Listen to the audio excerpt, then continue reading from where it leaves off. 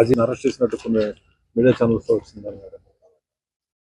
ఇవన్నీ సునకానందం అండి. కొడాల నాని గారికి క్యాన్సర్ వచ్చింది.